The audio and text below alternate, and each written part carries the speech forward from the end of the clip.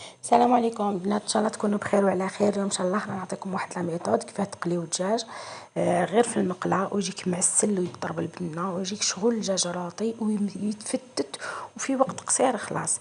واش هو لازم عليك تتبعي صح لي زاستوس والتفاصيل باه هكا يجيك مانيفيك، وتقدري تقدميه مع لي فريت وبيان مع لا بيوري. نبداو على بركه الله. هنا البنات اول حاجه ديريها تنقي الدجاج تاعك وتشوطيه، من بعد واش ديري له تدهنيه بيان بالقارص كامل لي كوتي، تخليه شويه ومن بعد تروحي تغسليه بيان بالملح وتبداي تخدمي عليه مباشره. التوابل البنات عندك الملح وفلفل الكحل والثوم فقط.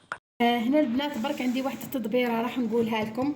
هنا باغ اكزومبل دي فوا تكوني مزروبه والثوم دي فوا طيحي فيها رقيقه، غسليها مليح البنات وديري لها هكا ربيها بالقشور، درك القشره تطلع وحدها الفوق كيما راكم تشوفوا، والثوم شغل تقعد تهبط لتحت. ها شوفوا البنات القشور يطيروا وحدهم، ها وها هي هنايا تهبط غير الحبه كومبلي كيما راكم.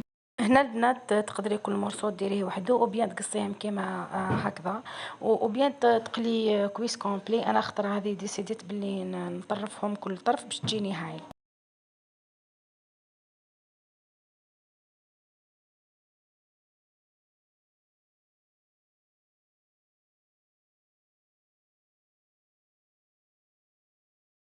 نديرو نحكمو هذا الطرف.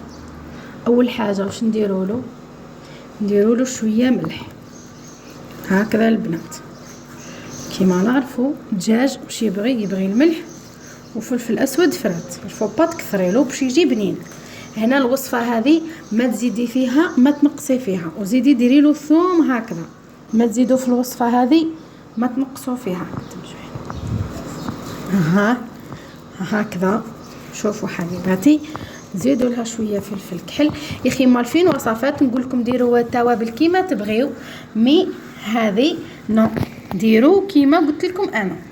والله راح يجي روعه باذن الله. راح تعتمدوها كي تعودوا تقليو. ديريها على نار قويه وتخليه يتقلى مليح حتى الحمار الجلده الثانيه، من بعد نقلبوه. نعطيكم الطريقه هذه باش تجيكم بنين. شدناه مازال ما حمرش مليح، نخليها تحمر شويه.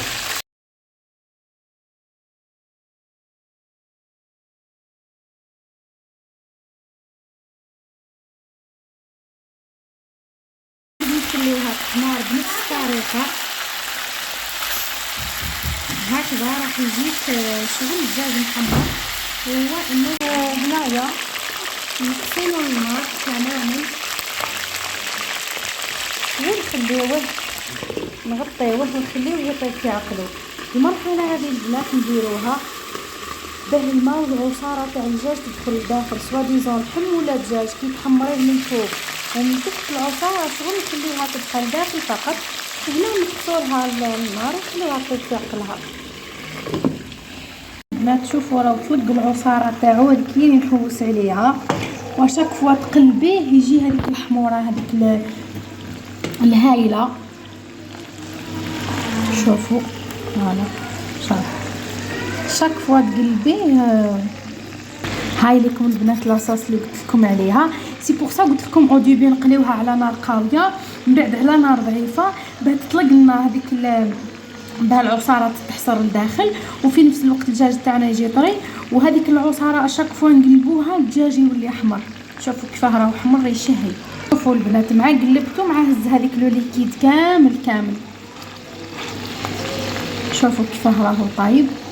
انا خليه يزيد يستوي مليح ونشوفوه مع بعضنا ان شاء الله. شوفوا وكما قلت لكم في بدايه الفيديو تقدري تقدميه مع لا بيري او بيان مع لي فريت ولي سالاد ولا مع الرز، ولك الاختيار. ما بقى لي غير نقول لكم في امان الله.